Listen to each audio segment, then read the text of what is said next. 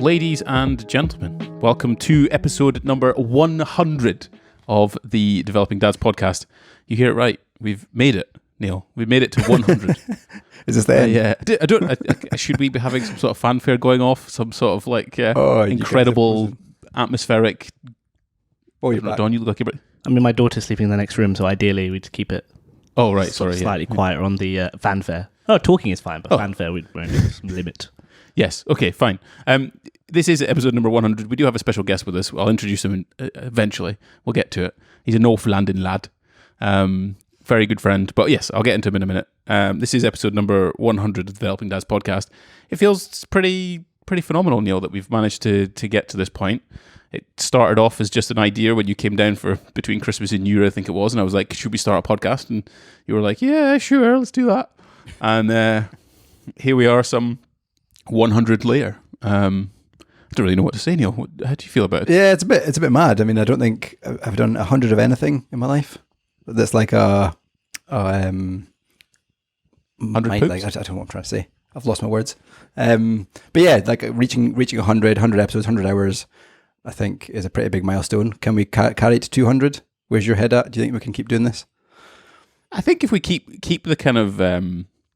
because we put pressure on ourselves often to do these podcasts. And you've said it, Don, before, where you've kind of expressed you can come up with so many ideas, but ultimately they run out to some degree. And really it's about like conversation to some extent. And I think we've put pressure on ourselves to have like high quality conversations and podcasts and topics and all that kind of stuff. When sometimes our best ones have just been... What do you want to talk about, Neil? I feel. So I think if we continue on that kind of vein where it's like less... We just don't put pressure on ourselves, and sometimes the only pressure we have is that we create a podcast every week. Whereas outside of that, it's like, shit, if we've got nothing to say, we just kind of talk about something that comes to top of mind, I guess, rather than it being something that's particularly educating or anything like that. Not that any of our conversations are particularly educating, let's be honest. No, and we should probably introduce Dawn as he's part of the 2.5 listeners. 3.5 listeners. This is our biggest fan, I think. Our biggest fan on the pod. Yes, so we have a special guest for episode number 100. I am, in fact, in Dubai having a family holiday, and Don and his wonderful wife Alia invited us to stay with them for a few days, and we graciously took that offer up, and we've been having an absolute whale of a time. I first started working with Don. We started personal training together 10, 12 years ago or something.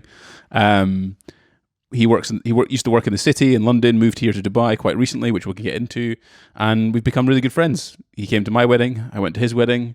We've grown up together almost in some respects. Like I was a young 24-year-old, he was a 22-year-old, I think.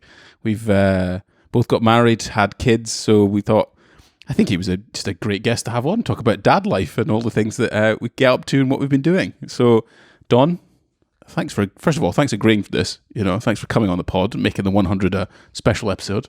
Welcome to the Developing Dads show. Yeah, I don't think this is going to be like Morgan Housel or one of those guys. They appear on one, then they're on this one, that one, Williamson, Bartlett. I'm not quite sure I'm getting those phone calls just yet, but there's hope for me. But no, I have been a long-time listener, first-time caller, as they say. And what's mad is when you guys started this podcast, I was listening to probably your 5th or 6th episode while my daughter were in the hospital, doing that thing where you're waiting, your wife's asleep, holding the daughter, and you're like sitting there like, what am I doing? Tired. So it feels very weird that now I have a 21-month-old and next to Gordon on one of these things. So yeah, it's life moves quick, but it's very cool to be here. Yeah, it does. You're right. It's kind of I think children in some weird and special way really slap you in the face when it makes you notice time goes on. Like I think one of my old clients or friends, and he sent me a picture of these 2 boys, and I remember when they were like yay tall, like maybe a couple of foot tall, running around, talking a little bit but not very much, and now they're like playing rugby, moderately high level. We were talking the other day about your stag do. And, a lot of fun that was. We can maybe not go too much into details of that. But, that was 5 years ago? Yes. Just over 5 years ago. Wow. That's mad. And, I was actually talking about you, Neil, and it's like, you're twins have started school. Like, it's just complete nuts. That doesn't feel like that long ago, and it's just life has gone. Because Isla's going to be 9, Neil, now. Like, you're gonna have a kid with double figures at some point soon. 9 in February, which is mad, and the boys are going to be 6 next year, P2 next year, which is just give it like I always give myself a bit of a shake and think like, what's happened? Where's the last 10 years of my life gone? Well, it's been good. It's been a journey, certainly for you. I mean, you've kind of traversed not only having a baby for the first time, which is a hard thing to do, you know, as a new dad. It's a difficult thing in becoming a parent and navigating all of that. But then you had twins, and then you had to navigate all that. And I think we've gone into it many times in the podcast about your overall journey as having kids and getting made redundant, then traveling to Edinburgh, and then setting all that up and whatnot. So I think you've done quite a lot in 10 years. It's maybe gone by in a bit of a blink of an eye, given the amount you've done, but here you are. Yeah. It's mad. But I think when you put it in like the podcast like you guys have, where it's about young dads and that kind of thing, and I think that story is like, oh, that's like a tough thing if you're a young guy to go through all that. But when you have a kid and you start going through it, you're like, oh no, it's a little bit more than just a little bit of trickiness here and there. It's a hell of a lot of adversity to overcome. So it's nice to be able to start to enjoy the fruits, which I guess you are now. Yeah, you do, because Isla's like fully grown now, and she's full conversations and chatting and learning, and you're now moving into the next stage where this will be quite an interesting, funny thing to start with, I guess, with Don. I have not actually shown him the message yet, Neil. However, I will I'll show it to him now. So for those that are listening, I'm about to go and show Don a message that Neil sent me. Just one casual, I think it was one casual afternoon about his daughter Isla. It was basically a message where, let me see if I can find it. So if you just go to that one there, and then if you just read that out for me, that would be great. So just that one there, the 2 little bits there. Isla has a boyfriend, FML. FML. I haven't sent a text message with those 3 letters for a long time, but I think that was deserving of it. I think that was fully deserving of it. I agree, and I think I kind of responded. I kind of laughed at that slightly, but I guess what's happened is essentially Isla's obviously come home and told you that she now has a boyfriend. Is this correct? Do you want to kind of lay out the story there, Neil, and we can offer our thoughts and advice on it? So it was just one afternoon she'd come home and actually told Rebecca first that I won't name the boy just in case, but he'd broken up with his other girlfriend. Someone at school lynches him. Goes, hey, you're dating a greenhorn here. It's GDPR. It's all protected. Everyone's identity is protected in this podcast. So Isla came back and said that this boy, let's call him John, had broken up with his great name his girlfriend, and that now Isla's going out with John, and she was very kind of smitten and bright red faced, and it's a bit I don't know how to describe it. And I asked her, what does a boyfriend mean to you? And she was like, oh, we just hang about more and we talk more. So there's no like, oh, we kiss each other or hug each other. That's fine. But yeah, that's fine. Like, you can talk to each other, but don't touch each other. That would be absolutely outrageous. The next couple of days, she's asked if he can come over for a play date. So just get the baseball bat ready. Yeah, just get the conversation sheet where you sit him down and you go through each question and make sure that his intentions are aligned and correct. I mean, you probably want to have a conversation with their parents, to be quite frank. You know, who's going to be paying for the wedding here? If at 9 years old he can't explain his 5-year plan. I'm thinking 10, mate, because that takes him to nearly 19, right? That's kind of going to university. You know, what kind of job does he potentially want out of university? What motivates him? Why is he what motivates him? Yeah, what kind of podcast? What's his morning routine? I think that's probably a really important thing for a 9-year-old to know. Breath work, training, cold water plunge, run, go. And a bowl of Rice Krispies. But do you think, I guess it's kind of like there's a funny element to this, but there's also kind of like she's getting older, right? And she's now making friends and now realizing that there are things in the world that happen. And some of those are also like coupling up, right? And finding a partner and a friend that you hang out with a bit more and talk to a bit more. So have you kind of thought about how you're going to manage that overall, or? We've got a kid come into the podcast. What a classic developing dads moment. What are you wanting? When are we going to go sledging? We're going to go sledging in about 30 minutes, maybe an hour. Okay. So just for the listeners, it's about a foot of snow outside, which is very different to what Gordon and Dawn are experiencing. And we're going sledging later. 27 degrees here, Neil. We went swimming in a swimming pool just about half an hour ago. So yeah, have you thought about like how you think how you're going to handle things? How you like what's your do you enjoy the fact that she's growing up? Do you or do you get kind of nervous about the independence that she's having now in the big bad world that could be out there? Yeah, so I wouldn't say I'm nervous about the big bad world, but I'm very proud to see her growing up, like learning more, and the conversations we're having now are a bit more intellectual and feeling based, and yeah, she's definitely maturing. The whole kind of boy scene, I don't know. When I was younger, I didn't really have many girlfriends, so I kind of hope that Isla doesn't have many boyfriends when she's younger. But we'll see. The whole kind of teen pregnancy thing scares me, and that's going hopefully away down a rabbit hole. That's a big jump from 9-year-old hanging out together to suddenly a teenage pregnancy. But I guess yeah. I mean, I think about Olivia growing up and things like that happening or conversations and whatnot. But I guess we're quite far off that. Neil's thick in the deep of it, or whatever. What would that be called? Yeah, but it's still like they're understanding like the structure of the world, right? She doesn't almost like she says boyfriend, but it's just a friend that she has who's male, who she hangs out with a bit more at this stage, and it's, I'm sure it'll stay that way. But it's like it's just understanding how someone's obviously said the word, she's taken the word or taken the concept, and that's where it's gone to. So it's just funny to see. Like, it'll be amazing when the kids grow up to go through. I mean, it's obviously a little nerve wracking, especially as a dad, I think.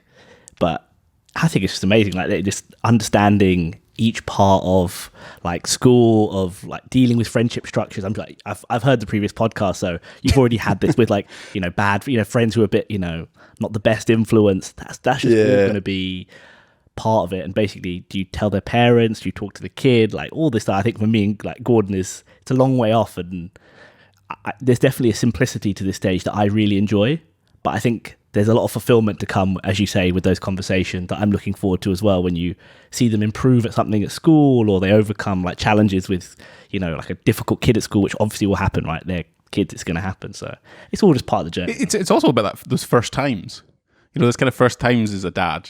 The first time that the first time you have your child and she's born, and then the first time they, start eating new food, or they go off to nursery, or the first time they go on a play date, or the first time they stay over at someone else's house and not your house, the first time they get a boyfriend.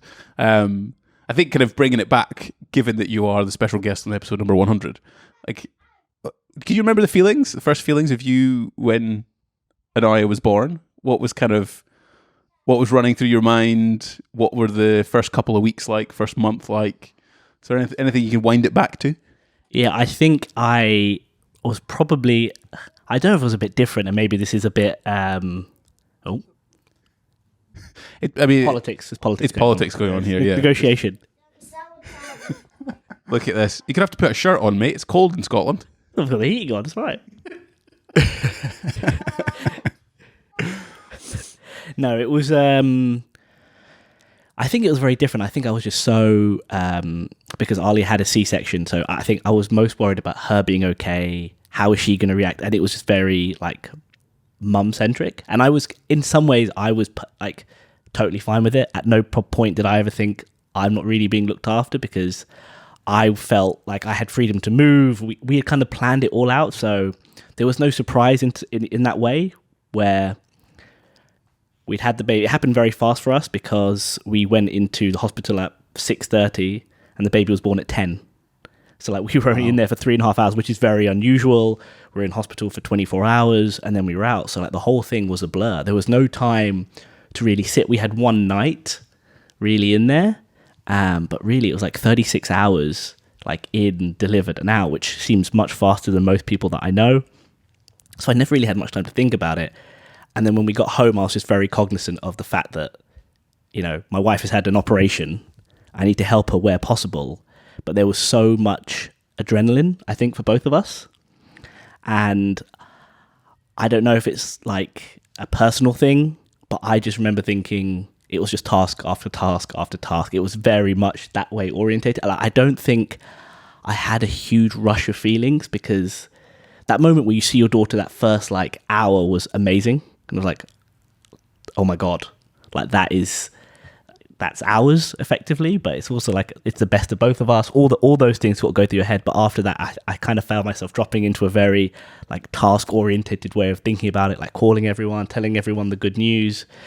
But then I remember it was just like logistics. And I think that's just how my brain works.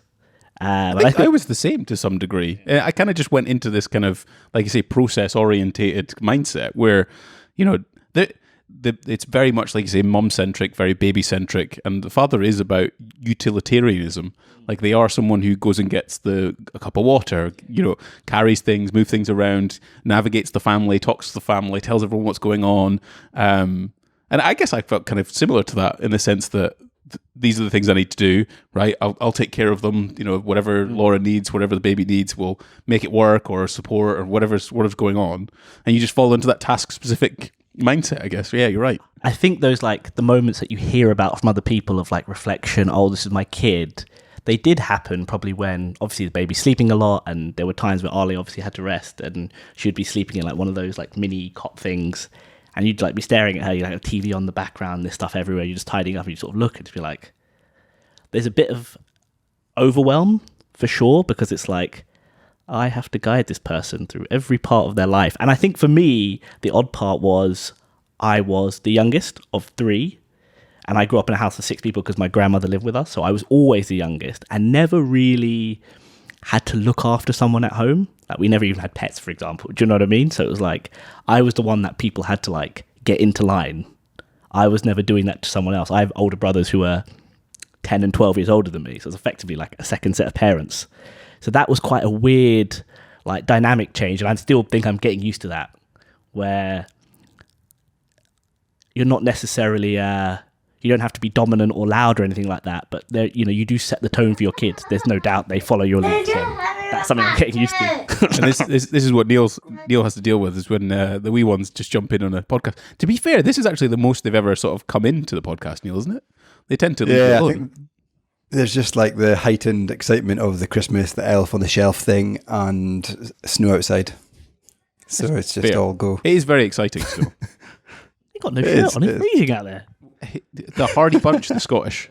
Scottish. Well, he had to throw that in, did he? So we talked a little bit about the first time in terms of like having an Aya. Basically, I'm just trying to stall here because Neil's written down some questions that we had. Did you find any like what's? Oh, there's a bit of a delay. What was the? Would you say the biggest challenge was for the first year? For me, it was like coordination, just like trying to do everything as a dad. Now, like Alia did pretty much everything, and I think we've kind of slipped, to be honest, into very traditional roles. But even within that, so for me, I work in like the oil sector, and the year, like 3 days, before my daughter was born, like Anaya was born, we had the invasion of Russia and Ukraine. Wow. So that was quite a stressful thing. Now, obviously, not that you work in Ukraine or Russia. With the preface, finance. Probably there's a slight pressure here where you work in the City of London, which deals with finance, and you specifically deal in oil. So. I would say that the parameters of my job changed quite dramatically that day, and like in those weeks that came after it, and so it was trying to. I think you get beaten into a little bit especially in the modern world where like, you should be a family man. That's the most important thing. Work should always come secondary to being, a dad. But I was like, in our business, when the market's moving a lot, theoretically, there's a lot of opportunity as well. So it's like, there's also a lot of risk. So I'm trying to manage all that risk as well. Oh, full squad here. They're all very, very excited to go whatever. And These two are clothed. So. yeah, they are closed. That's helpful. I mean, he had nothing down below, so I don't know if you saw that. But No. That didn't come on. We've got the camera angle's fine. We're all good.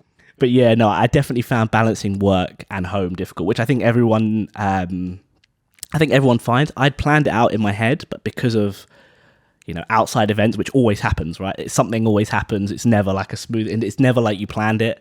And so from that point, I felt very pulled in both directions.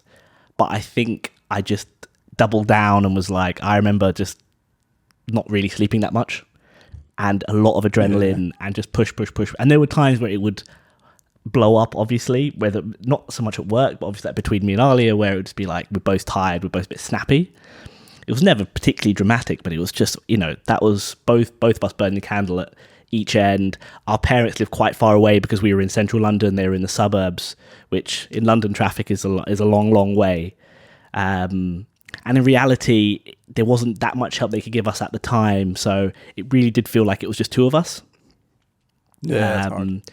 So I always think it's not an original story, but I think it's a tale as old as time, where it's just trying to find your balance in that first 6 months. And I think what you guys have said on this podcast a lot is exactly right, which is just do what you think is right, and then slowly kind of get yourself back into a routine once you feel like cracked it. It's a shock, right? It's a shock to the system. It goes without saying, in a good way, but it's a shock to the system in that it's very, like when you have a child, it's very abrupt, because you get this kind of like, the 9 months leading up to it, you get the practice, there's all the thing, and there's preparation in your mind, like you say, but the reality is quite different. And it arrives, and the baby's here, and you're having to, serve everything and do everything you possibly can. And it's a case of like, where do I put myself? Where's the best place to put myself at that time? And sometimes it's work, and sometimes it's family, because they both symbiotically have to work to some degree. Yeah, and we also, as is pretty typical, decided to buy a house like 6 weeks before, and it was like supposed to be the forever home. So it was like, and we planned to do a lot of work on it, and it was just like, we all did that. This is just not a good idea. But we all did that. Neil bought a house just before Isla was born. I bought a house just before Olivia was born. And you bought a house. The thing is, at the time, there was like two that we were going to go for. And one was sort of ready done. And one needed a lot of work. And obviously, we went for the one that needed a lot of work. Yeah. Oh, we'll figure it out. We can do this. People do this. What is that? There must be a phenomenon in that. Because when we were doing our neonatal sort of bumping baby classes, and we were learning about, becoming dads and mums, everyone had either bought a house and renovated it, or renovated their house just before a kid's coming. Like, that seems insane. I literally think I heard on Chris Williamson, where it's like it's usually nesting, right? Yeah, it's basically like another form of nesting, and that's why it's like, I think from your partner's perspective, you've probably not seen that side of them before, and so when it flips, you feel compelled to do something about it. Like as a guy, you're like, well, that's what I should be doing. I should do this thing. I should be a man. But that's probably not necessarily, exactly what you need to do, but some version of that, yeah, I think that's why everyone does it. It's quite funny. Have you noticed that with your friends, Neil? Have you noticed that your friends where they have a kid and they're like suddenly, like they do, like the most expensive possible thing you could almost do is buy a house and renovate it? I think to Dawn's point, it's like trying to make yourself feel useful and, have something to do, have something to focus on, because as you said before, when your wife's pregnant, it's very much focused on the wife. So how can you roll up your sleeves and renovate a house or find a new build and buy something new? Clearly I obviously brought the hammers and chisel out and did it all myself, obviously. Obviously. That's what we do, isn't it? That's how 21st century useful I was. I mean, the problem of outsourcing at that time, just as like the cost of living for everything went up, I was like, this was not the initial budget. Let's just tear that up, throw that in the bin, and just open up a new budget. Yeah. Again, I think that's also a rite of passage for young families, where it's just like there's so much unknown, and you kind of think that you'll be able to handle it. You think it will almost be like a work situation. If I write it all down and organize it, then this meeting will happen, and we'll figure out what to do. And it's just it's just not like that at all. But that's how you learn, to be honest. I think that's how everyone learns. Yeah, you do. You realise. I think if and when we have a second one, I think we'll make less dramatic moves. It'll be much more. We're just going to live here. Let's do that. Let's make it a little bit easier. Unless you have some multiples, maybe you've got some twins coming. Neil, Don, by the way. I know you listen to the podcast, but he's gagging for me to have twins. if we get pregnant, he's like, I think Neil. I think I have to make it a big deal if I don't twins. I think I'll need to FaceTime him, like just do one of those kind of like story card things. By the way, Neil, I'm having twins, and then he's just going to celebrate. He might even come down and just be like, shake my hand and be like, good luck. I don't think you'll shake your hand. You'll laugh in your face first. No, but to be honest with you, it's never as good second time. He was the original, so even if you do it, you'll to pull it off, mate. So. And I think I might. I don't know if I would have it easier, but I might have it easier than Neil had it, potentially. I mean, I think that's a bigger house. Either which way you spin it, but I'll have to buy a bigger house and a bigger car and do all the bigger things, I guess. But to get the van in, the van will be fine. Just get a van. Well, Neil's got kind of a van, don't you? Yeah, 7-seater bus. And that was that whole. I think we talked about it in a podcast, but I had to get a house, get a new car, all in the space of 9 months. That was tough. Nice. Yeah. I mean, I'm glad you're willing that on me. You're wishing all of that tumultuous, expensive. I mean, but what's funny is, I found a lot of the advice in terms of how you should like structure your life when you have a kid.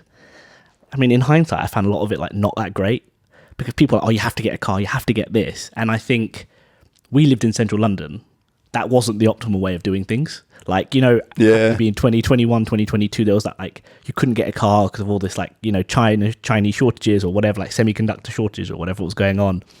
And it was frankly much cheaper because we weren't going out that much. And the way the world is built now, you can order groceries to your house for the same price as going out.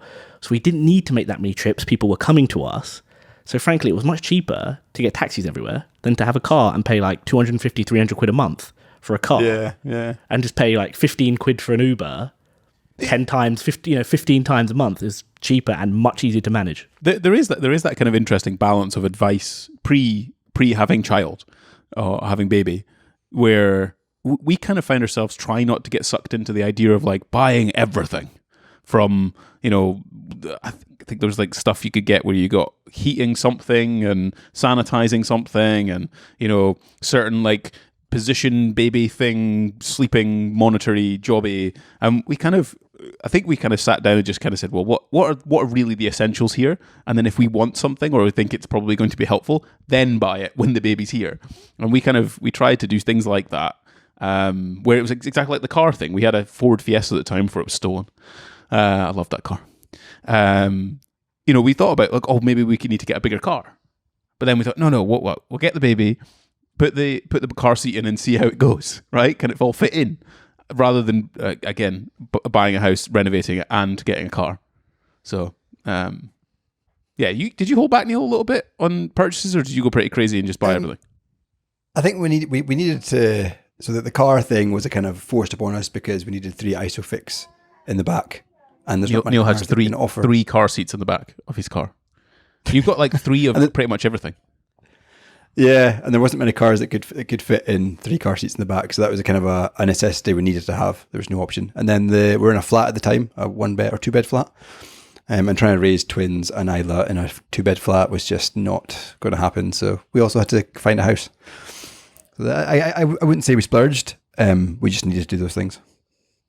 I mean, I would say at least in that instance, there was a legitimate logistical reason, as opposed to someone saying, oh, you should go and buy a house now that you have a family. No, I think you made rational decisions, whereas I think some of the stuff that people told us to do was just like, you're at this time in your life now, so you should do this. And that, I get that. Yeah. I don't sign up to at all. You just, there's some stuff you just walk into the unknown, so you're going to make unnecessary purchases or not quite get everything quite right. But as much as possible, I think like doing it, as you say, Gordon, it's quite difficult though because you're nervous. And sure. I think when people are nervous, I want to do something. I got to buy something. It's fill the time, be busy, and that's sort of the way to do it. But how did you find health wise? Because we've both kind of gone around the fitnessy thing. Neil's been into running and some weight training stuff. I've been into weight training and bodybuilding and all that kind of thing. And even you. Although there are fluctuations for you, and it's not necessarily the thing that makes you money, how did you find health in sort of first 6 to 12 months with regards to having a baby? Because you obviously had the new thing and the pressure. You were at the work, and clearly there was things going on at work that you needed to be involved with. And then you had a home life as well, which kind of squeezes a lot of time, right? Did you exercise? Did you not exercise? Did you just accept the fact that you might not have the time? What was the... So I think as someone who has yo-yoed in weight, generally speaking, I was like totally cool with the idea that I'm going to put on weight here. Like, I know what's coming, and it was just such a low priority at that time. Now, the problem with that is obviously like I had to undo it. Probably by the end of that first year, I had to do like a lot of work. That's what the last 9 months has been, trying to undo some of that damage. But I feel comfortable because of the experiences I've had in having personal training, and like even now there's so much knowledge out there compared to even 10 years ago. I know what I have to do. You got to eat, 2,000 calories and work out like 4 times a week, and I'll drop the weight. Like, just don't eat chocolate after every single meal or chip. You know what I mean? It's not rocket science. People come up to me and say, "Don't eat sandwiches." I'm like, it's not the sandwiches that are making me fat, bro. I can tell you that. The biggest part that you raised there is, I think, during your 20s, you are obviously unencumbered, but you and Alia were a couple and whatnot, but you also have like almost infinite time when you compare it to now having children. And you just kind of allow yourself just to do whatever you like. There's no sort of... there's a decision to do something, obviously, but it's less kind of concrete. It's less you have to be there and have to do the thing. So you're able to kind of fit stuff in, like going to the gym at, 2:00 in the afternoon or whatever kind of time it might be. Whereas what you were saying there, and I find kind of really interesting, is that you just have to accept that time is finite and there are certain parts of it that are priorities and also more important. And health can be pushed down a little bit for a few months or a year or whatever else, and you can pick it up again. Yeah, I think it's quite personality dependent, where like a lot of the people I work with who have like achieved some success, in their life, they're generally quite structured and they feel like they have to do things at certain times. That hasn't really been me. Like, I feel like I if I do something in a certain rhythm for too long, I feel the need to like break out of it. And coming full circle now, having a daughter who's getting older, I think it's pushing me back into good habits, which is like, even if I want to let things go, to be honest with you, in the back of my mind, I can see that my daughter's watching everything I do, repeating everything I say. And it's, if I'm going to be that person who yo-yos, do I want her to see that? And the answer is definitely no. And so it's helping me in that way, because that eats at you, to what you guys talk about, what kind of person or sort do you want to be. I don't want her to be like, well, the two things I don't want her to be is like, oh, this is the kind of person that I am, so like I'm not going to change. I don't really buy that as a concept. Obviously there are certain personality traits or certain beliefs that you have, and that's fine, but you should always try to get better. That's a fundamental thing I think we all have in ourselves. But also it's just like, she's going to copy everything, and I just don't see a world where, if I'm just lax about stuff that I think is important, then why is she going to take it seriously? And for like me and Ali met in a gym, so it's like it would be ridiculous. We love playing sports. I want that to be a big part of her life. But if I'm someone who's like, oh well, I don't have time, I've got work, she's obviously going to make that excuse every day of the week, because I mean, if there is genetics to be followed, I was good at making excuses, so I know my daughter will. So you have to set the example, and I think that is a big motivation for me, because I think the work thing is separate. Like, we want to do, like, I've personally wanted to do well just because I want to do well, but like the working out thing is kind of a separate topic, where I do it for like 4 months, I go hard, and then 4 or 5 months I'm like, whatever, I'll just eat cake. There's also a difference, isn't there, between there's a big difference between work and like exercise, for example, because work, your job is sedentary. You sit in front of 3 screens that we have in front of us right now, and you're doing lots of like quite complex calculations and reading things and doing stuff. It doesn't, from the outside, if you don't actually know what's going on, you have no idea what's going on. You're just sat in a chair looking at screens. Whereas when you're exercising, it's quite easy to realize what someone's doing. Like, they're hot, they're sweaty, they're out of breath, and it's quite easy to be like, this is a very, because you take Anaya to the gym and she sits and watches you doing it, and it's very easy for her to see, oh, Daddy's working out, Daddy's being healthy. I think she can tell that you've gone to work and you've worked long hours, but it's not the same, I don't think. And Neil does this. You go for a run, don't you? You go for a run with like Isla, with the boys, going cycling and all that kind of stuff, and you love being that kind of example, don't you, Neil? Yeah, and I think Dawn's right. It motivates me to keep going because they see me put my running shoes on, they see me to keep taking my bike out, and it just kind of, I guess, makes the exercises fun. Exercise is part of life. Do it as Dad did it, and we now do park runs with the kids and stuff. So, yeah, it definitely helps motivate you when you've got kids. I think, to the point that we talk about a lot, which is like raising your kids how you'd want them to be. Like some people look at kids who are in the gym at like a young age, like, oh, that's a bit weird. Like, why aren't they outside playing, having fun? And it's like, they're not mutually exclusive things to me. They can be outside having fun. They can come in and see you do stuff. And, it also tends to be an environment where other people are pushing themselves as well. So it's like you then meet other people with a similar mindset. And it's just like any kind of community. Like you get to choose it. I look back growing up and I think I mentioned this to you yesterday.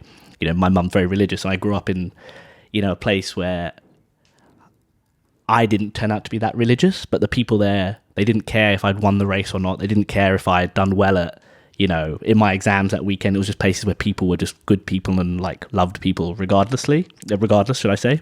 So it was like that environment of being around good people as much as possible outside the family setting, because they're not always going to be in the family setting. I think it's just generically a very, very healthy thing. Yeah, and community is one of the biggest parts of success and failure to some degree, if you will.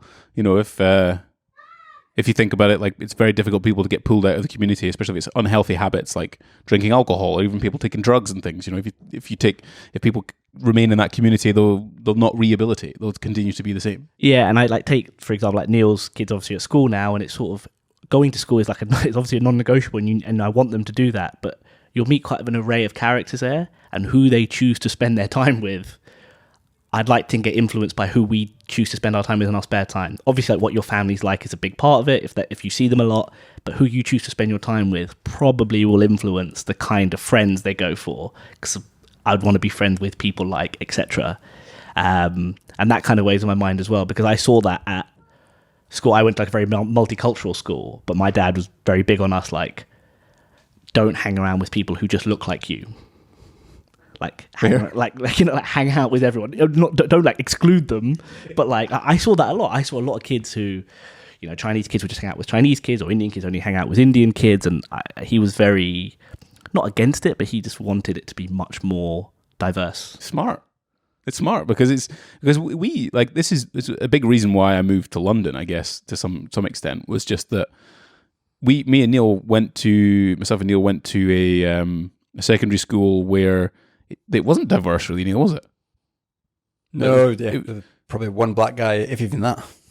Yeah, there was. It was just basically an all white school, and sure, but it's a very small secular community rather than it being exactly like you say multicultural. And moving to London allowed for me to experience more of that. I traveled a little bit before that, but it really opened my eyes more to the world. I wanted to actually touch on the point of talking about education aspects of things. Like you come from a South Asian background where education is like, get your grades, man. Like go to good school, get a good job, do all that kind of stuff. Me and Neil have talked about education for our children. I've talked about my ambitions for sending Olivia to say private school, for example, because of the potential opportunities that can come from that. Like, what are your general thoughts? Like, do you think you're going to go down the route of kind of like focus on grades? Let's get you off to Oxford and Cambridge, or are you going to do public kind of school? I mean, obviously we're in Dubai at the moment, but if you do go back to the UK, there's the public school system that's partly it's okay, it's not bad. It's pretty good education for free. Or do you think you want to maybe go down the route of private, and then like what are your general thoughts on education?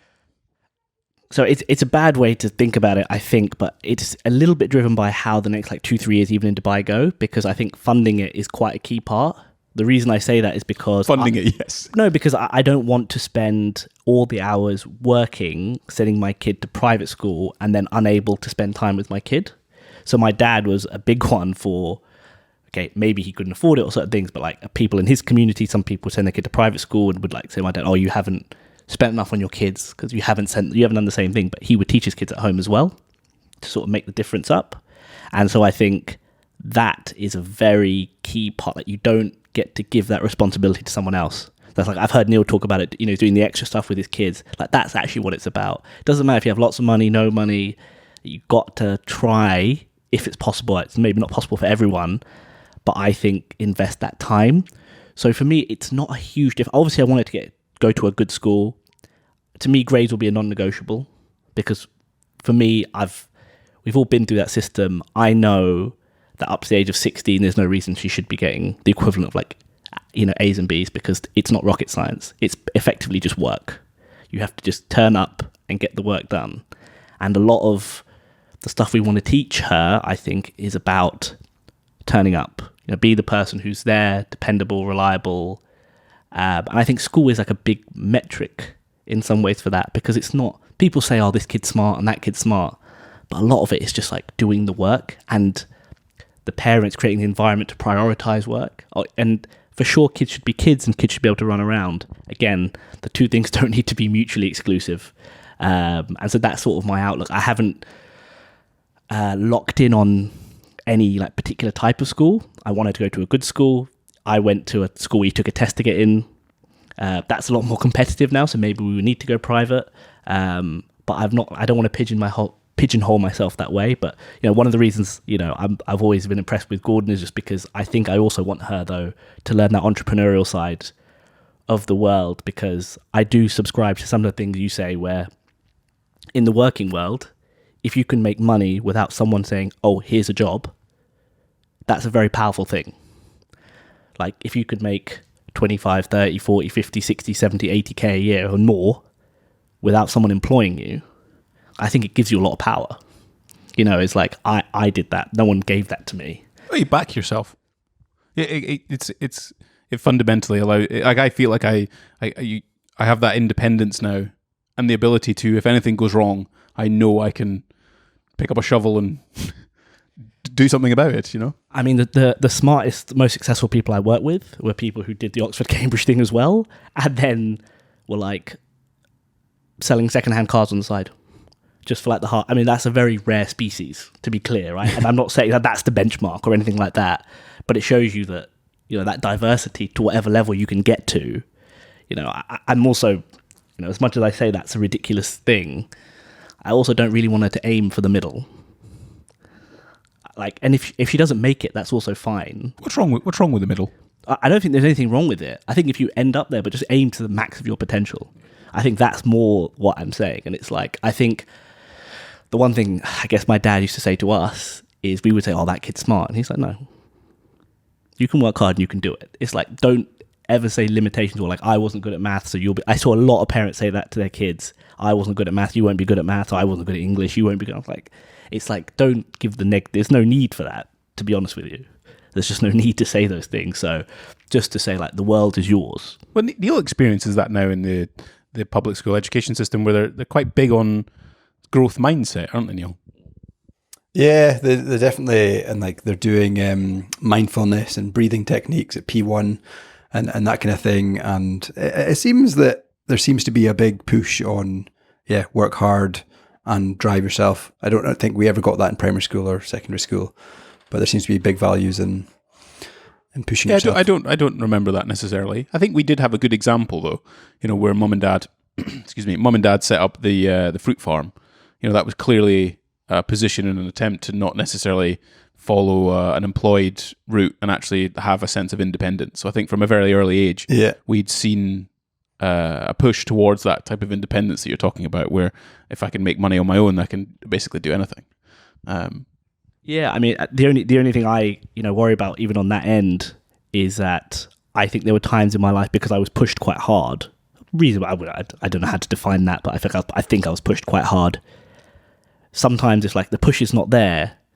It's like you need to have that self-motivation that comes from inside. Yeah. So it is even a balance from not like swinging from one side to the other. So nothing's perfect, and look, that's kind of where trying to shape lives and all that kind of thing. But I think give them good vibes is the main thing. Oh, hang on. I don't know how you. Close on. I don't know how you kind of distill that, like, keep going without getting the push and getting the help. But for some reason, I don't know how I've done it with Isla. She goes to private tutoring now, and she like dances into the private tutor. She goes to school every morning early. She seems to have a really thrive. She wants to do her homework when she gets it. I don't know how you distill that. I don't know how is that taught. I'd love to dissect that, but I think it's also just like each kid is so different, even within a family, right? Like you two, or like me and my brothers, it's very similar. All three of us completely different, and I think it's just like leaning into their strengths and sort of massaging their weaknesses and like making them feel more comfortable with it, because just give them a foundation as well to some degree. There's just what are the key foundations for a plant to grow? It's sunlight, water, and oxygen or carbon dioxide. So those things, essentially you can come up with probably three things that are love, there's probably a home life of some kind. I don't know what the third one could be, but it would be something. And I think that allows them that kind of freedom to go and really sort of become something and do something of themselves. And there's a push, that's probably part of a third one where there's a confidence, but that's something that I've talked to other friends about, is the idea that no matter what Olivia goes on to do, I want her to know that I'm always there if she needs the help, or needs a bit of a push, or a bit of a conversation, or needs some support of any kind, from financial to psychological to physical support. And I think that's what helps them flourish, I guess, Neil. So, Isla must feel that from you. She must feel that she has a lot of support, that she can be brave, that she can be bold, that she can go out there and try something, and that she comes home and Dad's going to be there for a cuddle if it doesn't necessarily work out, but also there to celebrate the win. Yeah, I think you're maybe right. So hopefully I can copy and paste that to the boys. Copy paste. Yes, Neil. You've got two boisterous boys that are desperate to go off sledging at some point. I mean, they'll need different things, but actually, fundamentally, I think that covers most kids. Like, even if they're boisterous, they'll still. We all know that there are big come downs from that as well. And I think the podcast is sometimes a little bit naff, but the one that Jake Humphrey does called High Performance. So all these guys are on it, and the thing he says with his kids, is like he uses the phrase roots and wings. Mm-hmm. So like you basically build, you build those roots so deep that they know they can always come back, but ultimately you want them to fly. And I think, and I look sometimes at my own parents, I think they're like, maybe we flew a bit too far away at times, but they gave us the power to do that. They gave us that freedom to do that. And I think that's one of the most powerful things, because you basically know they'll always be there. And so it's like, if I can go and I can afford to take risks, because my parents will be there to catch me effectively. Obviously, yeah. Well, I went to London, right? And my parents are both still married. They had no mortgage on their house that they had. Like, if anything really went wrong, the worst case scenario was I moved home and I still had clothes on my back and I still had food in my mouth. But if my parents had been very different, maybe they were divorced, maybe they had lost money, maybe they didn't have the opportunities that were available to me, maybe my decision would have been potentially different. So I think that's all we can do as fathers, as parents, is, I guess, just give that little opportunity, or trampoline, I guess, to be able to let them go off and do their thing. I guess we usually try and keep this podcast sort of under that hour mark, and I think Neil's also got 3 kids that are desperate to go out and go sledging. I'll let you do it. You have any final questions, Neil? I've got one that I'd probably like to hit on, but is there anything you can think of before? I think there's probably enough questions for another episode. We can do one remotely, maybe. We could definitely do another episode, but I'd love to hear. Sorry. I think there's a bit of a delay, but yeah, I'd love to hear about the move to Dubai and how you manage that with a family and that kind of thing, because that's a big move. But maybe that's episode 2 with you. I can give a brief synopsis, because there's a lot that goes into it, obviously. But for me, you don't get many opportunities like that in life. My daughter was young enough, and if I didn't do it now, I was never going to do it. I thought I would be London for life. I'm never going to leave the UK. I'm pretty boring. Like, I like to travel, but not like crazy, the way some people are now. So it was never something that appealed to me, but I kind of realized that, my dad grew up. He worked in Abu Dhabi in the 80s. He worked in Brazil for a year. He worked in China for a year and a half. And it all like built a story and kind of enriched our lives, like moving there, coming back. It's a story you tell your friends when you're 7, 8, 9 years old. Oh, my dad went here. And that's not always possible, and it doesn't always make economic sense. But in this case, it ticked all those boxes.